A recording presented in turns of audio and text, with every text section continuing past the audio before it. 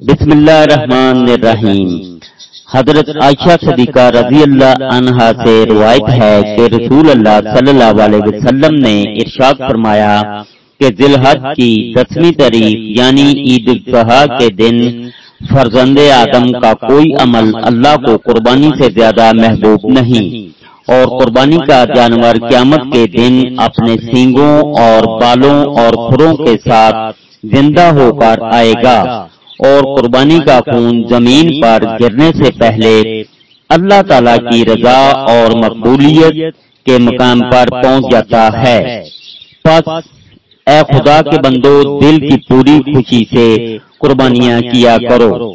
اللہ پاک ہر مسلمان کو اپنے حفظ و ایمان میں رکھیں، آمین ثم آمین یا رب العالمین۔ اللہ حافظ۔ اللہ حافظ۔